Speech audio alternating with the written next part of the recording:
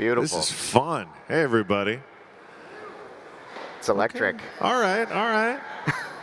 Nice to see y'all, too. Oh, there we go. Okay. This is big. This is just, the building of a new internet. Probably nothing. Probably nothing. It's such an honor, Alexis, really, to be on stage with you. Like, it's like a dream. I've been a power user of Reddit, and like I saw the way that you created that, and the intention that you brought into it, and the intention you've brought into how we build technology that connects people together, and the conviction you have about how you want it to connect them for good, not pull them apart, but pull them together through things that connect them, their interests, their common grounds. Oh, yes. And give them the tools to do that. Oh, well, thank you, man. Yeah, it's been really awesome. I feel grateful. I was a dumb college kid in 2005 starting Reddit, and the inspiration were like message boards. And I ran a PHPBB forum. Shout out PHPBB. I mean, I think those bulletin boards are still cranking somewhere in parts of the internet, but like it was a hope for a more connected internet, but I really had no idea what would come from it. I'm obviously grateful. Hopefully, if you all are Redditors, any, couple, one or two, thank you. Thank you for all of your upvotes, and thank you for also admitting you're the least productive people here. So thank you for your candor. I got so excited as crypto started taking off because Reddit is where I dove in. r/Bitcoin is the community that inspired me to first invest in Coinbase back in 2012. r/Ethereum was the community that got me really excited about what could actually be done with programmable money and this concept of building an internet that was decentralized and truly in the hands of all the people creating content. And now what I am seeing here, especially within the Solana community, is nothing short of awesome. And we can just cut to the chase. And one of the reasons why I'm here is to announce a collaboration that we're doing. I have a venture fund called 776. We're earmarking with the Solana Foundation $50 million to invest in the next wave of social built on Solana. Because I think this new world... All right. We were debating whether to do the announcement at the start or at the end. I'm happy we did it at the start. It's good vibes. But my job these days is with our team to look for the next big thing, put our money into it, give our support, our advice, our feedback, and help build businesses that'll be even bigger than any of the ones I've created. And it's exciting because this actually fulfills ambitions that I remember having 16 years ago, but that we just couldn't execute on because the technology did not exist. And so I'm going to take you down memory lane a little bit. We'll fire up some slides. This is actually the very first version of Reddit that went live in 2005. I was not a great web designer. I was not. I'm really proud of Snoo, our mascot. I created that while I was bored in marketing class. But this is the first version, and a couple of things to notice. Karma score. Absolutely stole that from Slashdot. But I realized, okay, if we can get people to be incentivized to post good stuff, we can get more people to post more good stuff. And we'll just use internet points. It'll just be made up. And so if you got an upvote, you would gain a karma point. If obviously you were downvoted, you'd lose one. As you can see here, I posted the first link to Reddit, the Downing Street memo, and I was promptly downvoted because my co-founder is a dick. And I knew exactly who it was because it was just the two of us in an apartment. Like I knew who did that, and I have -1 karma. But internet points were the way we got people to come together and produce high quality content. If you could believe me, in 2005, no one believed me when I said that people would spend all this time on the internet creating content, sharing content, commenting on content. But it clearly worked. And as we saw more and more progress, I obsessed over even designing the up and down arrows. We had I probably did 10 iterations. I'm embarrassed by how many different versions of up and down arrows I designed. But this was all with the idea that we could reward people and get them feeling like their contributions mattered and encourage the best behavior. You'll notice the leaderboard there, the stats, that little janky link was one of the most important parts of the website back in 2005 because the top submitters cared so much where they were on the leaderboard that when the stats thing went down, we would get a flurry of emails from people saying something's wrong, fix the stats leaderboard, right? I grew up playing video games, probably like a lot of you, and this seemed like a pretty obvious mechanism to just motivate people to keep posting content. But again, we're talking about internet points that outside of the community don't really amount to much. Even awards. So once karma points sort of exceeded their value, because once people got far enough along on Reddit, a new user would come on and feel demoralized because the idea of one day getting 1 million karma points seemed impossible. So I had to create new games. These awards, I was inspired by GoldenEye on the N64 because at the end of Deathmatch, even my friends who were terrible at the game and never won would still get a little fun award at the end, like most cowardly, and we would ridicule them for that. It turned out that's like you spend the least amount of time on the screen of other players during the match. And it was these novel awards that inspired the Reddit awards. Today, I literally have people who introduce themselves not by their government name, not by their username, but by the fact that they are a 12-year Redditor or a 14-year Redditor, right? These badges, these awards that were just a game mechanic that I created 16 years ago without much thought have become a sense of pride. But I look at all these things and I think, damn, if only there was value beyond this world of this ecosystem, because there's clearly value there. And everything I've seen in the last few years, the reason I'm so excited about Web3 is this is all the same mechanisms, except with real ownership, with real value gained by the people who did all the amazing work to make these platforms function. And then I can't not talk about swag. This was Reddit's original business model. And it was actually the first fight we had. So the first 2 months of Reddit, we got into a big fight because I really wanted to sell merch. Wow. I knew that even though we had this burgeoning user base, that random strangers on the internet would want to buy t-shirts with our logo on it as a way to show solidarity with our tribe. And it was a huge fight, finally won it. And I built a store, and this is before Shopify, before Stripe. This was like a janky PayPal order flow. It was really hard to take money from strangers on the internet back in 2005, okay? But I get this janky storefront up. I filled the bedroom with probably 300, 400 t-shirts and put it online, and within 24 hours, sold out. And then I spent the next day stuffing envelopes and taking garbage bags full of these t-shirts to the post office. And with every one of them I sent out, I felt a little bit validated because random people on the internet wanted to show their pride by making their torso into a billboard for us and give us money for that privilege, right? Today, just seeing someone change their profile pic is an even bigger statement of that sort of tribal solidarity. And again, maybe if you have one of these original 400 Reddit shirts, you could probably fence it on eBay for a few bucks, but you didn't actually capture the real value. There was tremendous value in being one of those early adopters and signing up to say, yes, I am a part of this, I want you to believe. And everything I see play out, even the most basic profile pic project, is a reminder that this is like the core atomic unit of building community online.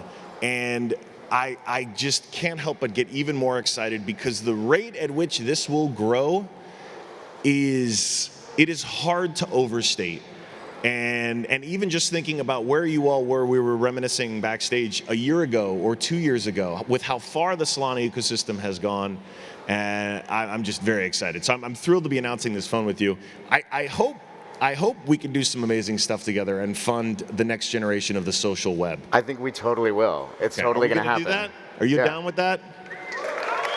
Okay. going to be incredible. Um, So I don't know if anyone was paying attention yesterday, but can we get my slides up? So something interesting happened. Right before Alexis and I went on to I think it was Fortune interview. Yeah, Fortune interview. To talk about this, or Forbes, one or the other, to talk about this fund. I had gone on Twitter. Do you have my slides? There you go. GM, everyone, by the way. GM. Yes. Good morning. So, someone who happens to be a good friend of mine, Sam Lesson, he used to run product at Facebook. I've known him for 10 years. He's the first person I've seen kind of negatively respond to the idea of us all saying GM in crypto. And we all love GM. It's just good vibes, right?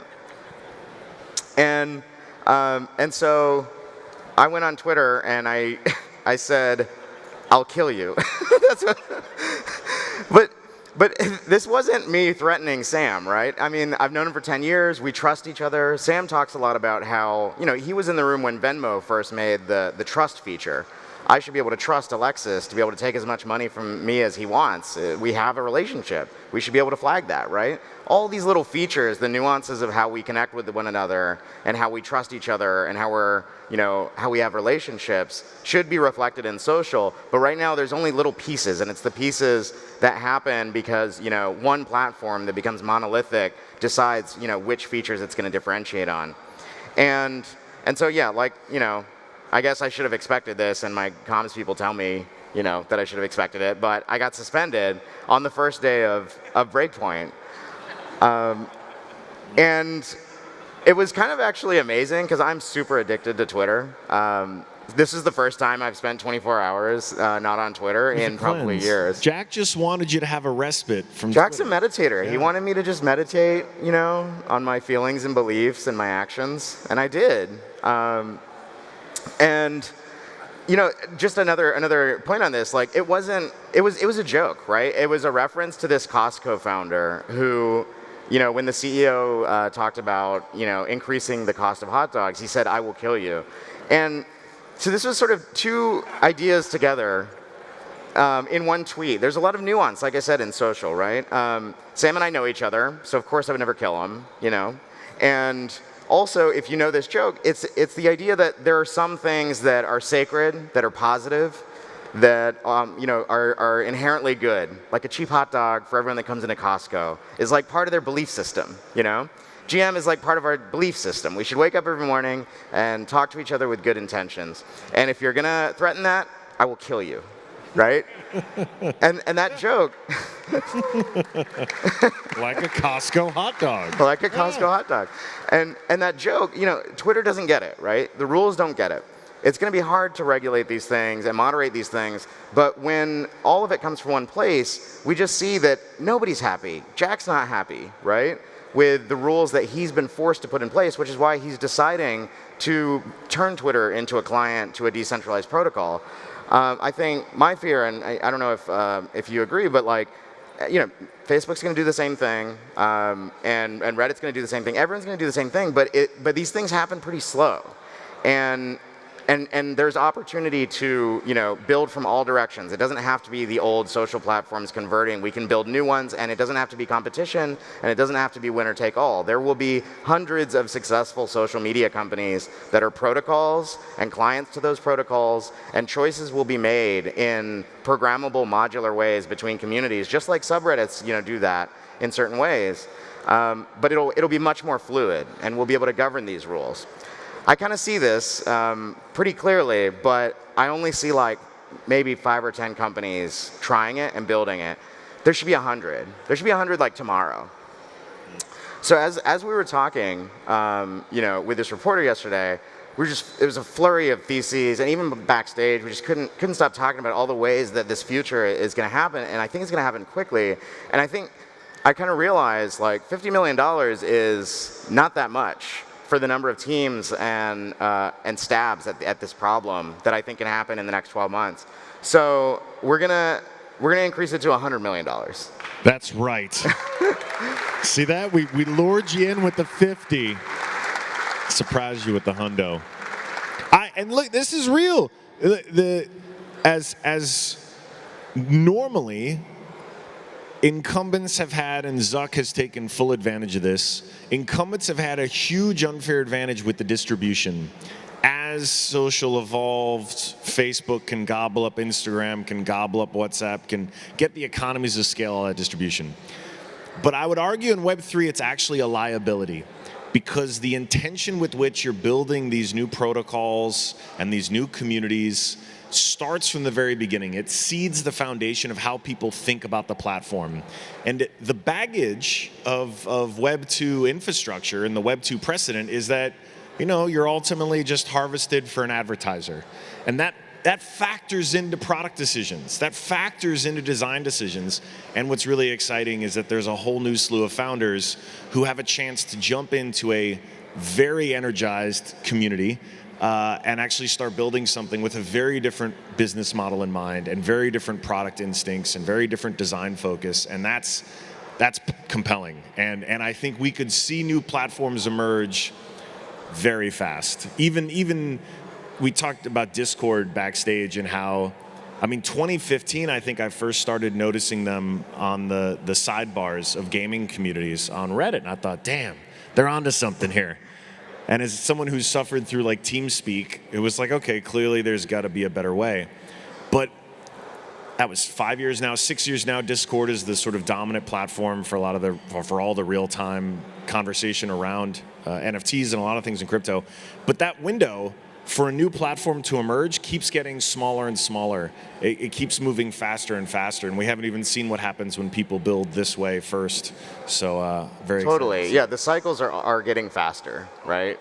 And we don't have to wait. And I think even just the rise of Solana and the cycles in the blockchain industry have been getting faster, and a lot of folks are surprised by how much and how fast Solana has grown. I think this next wave of companies are going to get to 1 billion. I mean, we said it at the top of this whole conference, right? 1 billion users, and we didn't set a timeline. We said as fast as possible. I think it could happen in 12 months, 18 months. It's very feasible if we build that future, And I think it'll happen in waves.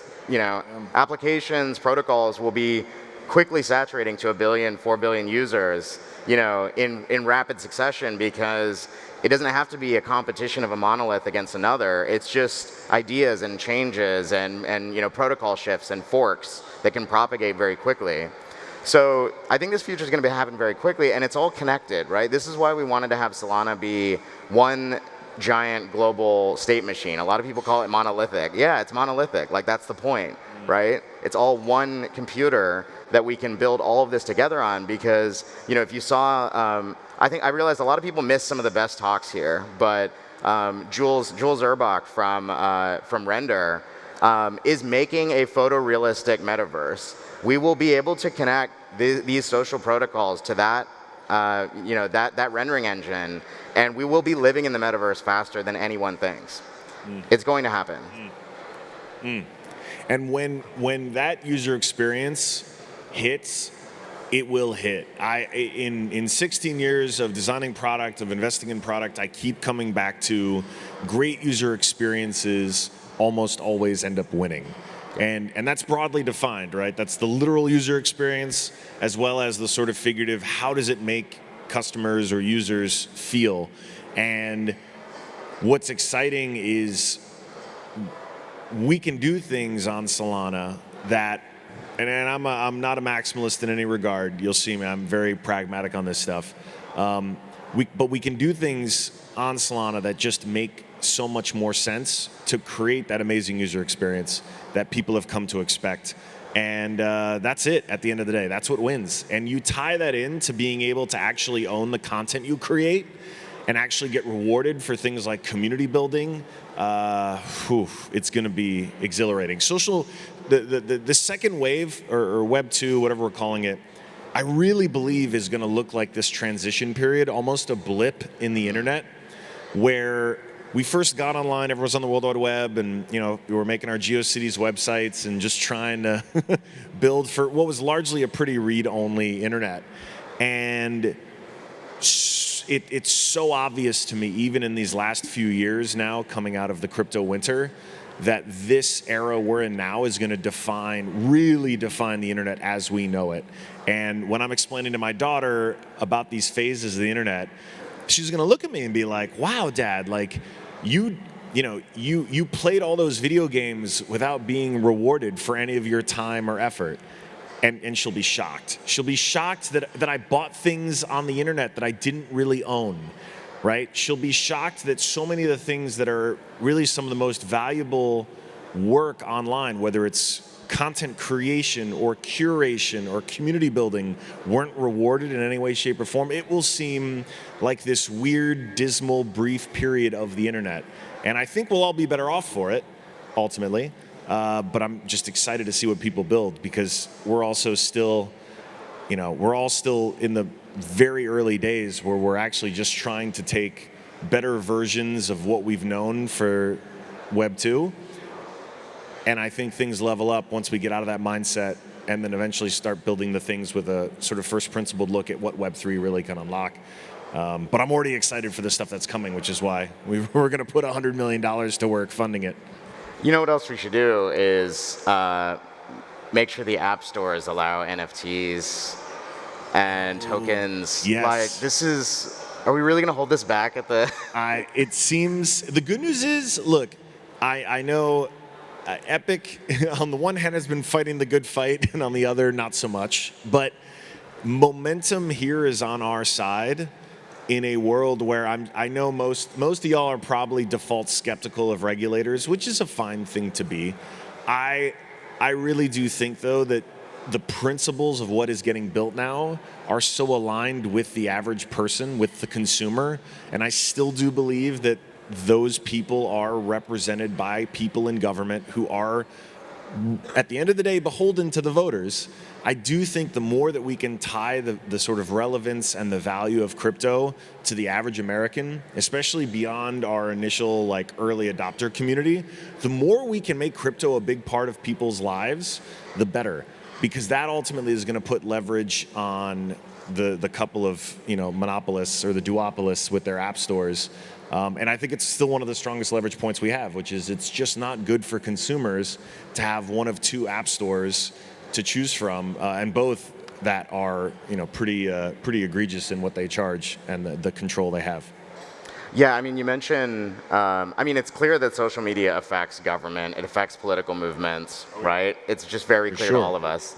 And I think one of the things that I always have tried to do, building products where people are, taking on social behaviors, connecting, is replicate what they're already doing, but do it in a positive way. I think you did that really well with Reddit, right? Like focusing on upvotes, focusing on content creation, and elevating each other and our creations and our content.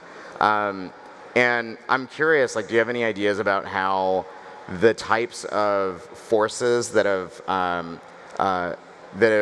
coalesced political movements in social media might be reflected in this next Web3 version of social media? I think,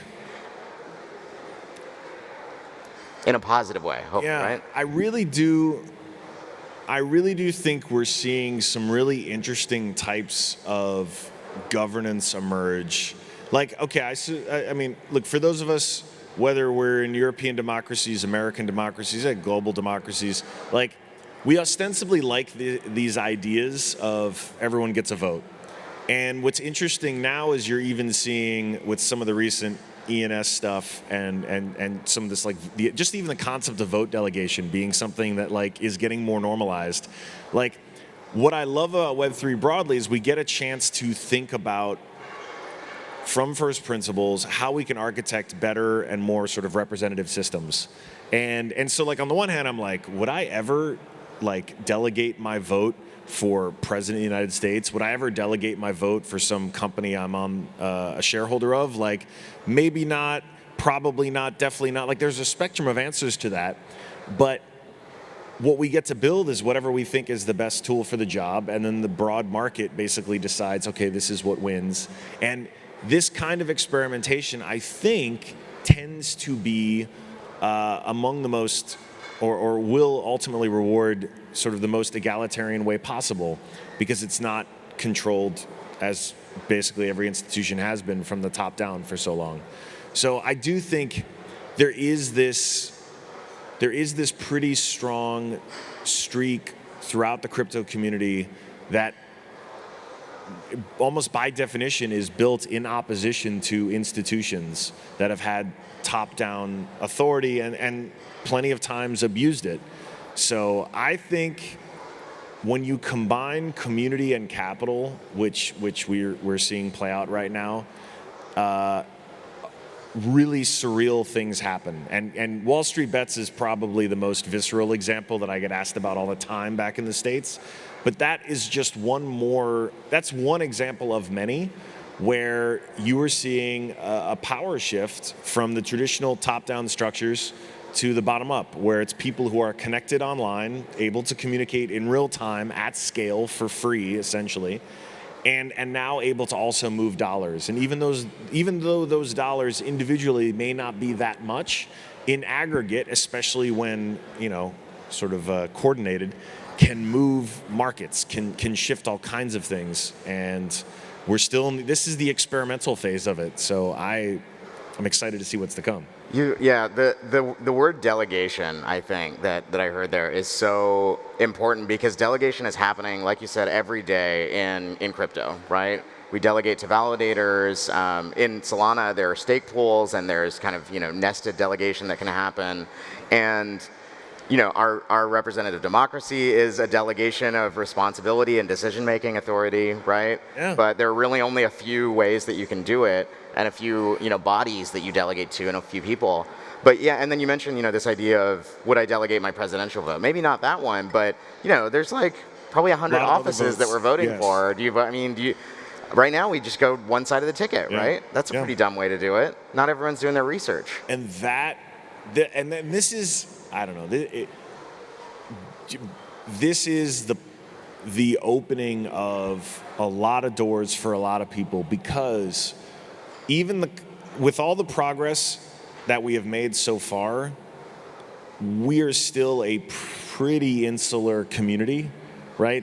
We are all still early. Just being here means you are in a very, very select group. Like, congratulations, you're gonna make it.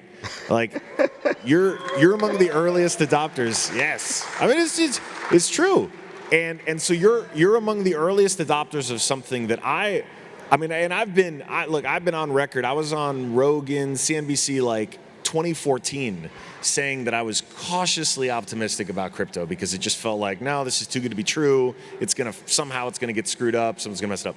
But I've gone from that to like pretty irrationally exuberant now in the last year. It now feels inevitable. And so everyone who is here, you're among the earliest adopters for this. You all have a mindset shaped by being immersed in this space for a little while now. There is a whole world. The vast majority of people still have not even started to think about the world the way that we do now by default. And that is going to unlock even more creativity and even more motivation and even more energy. And I'm excited to see that. And I encourage you, please, go out of your way to find people in your immediate community. I mean, your friend group's an easy place to start. Don't be that person who just at every dinner just keeps talking about crypto. But please create this to be as welcoming and open as possible, because that is actually the long-term greedy move to make. Because the faster that this adoption spreads beyond the early adopters in tech, especially the dudes who tend to look like me, the faster that this actually comes to fruition and the more powerful it actually is. And I'm excited because we get to rethink so many systems, and because finance is tied intrinsically into this, it means rewarding people for work, for effort, for creativity that historically have not been. And I get excited about that, because selfishly I just want better stuff. And so whether it is better democracy, whether it is better art, whether it's better social networking, we will get to see a flourishing, a literal renaissance happening because of what is getting built here. And that is an amazing thing to be a part of, because there will not be another time like this. There will be.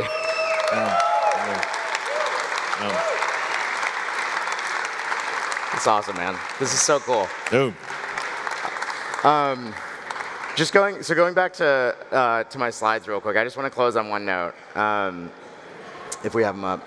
So, the one thing that came out of yesterday was this idea of like hashtag free Raj, which I love, but I'm back now.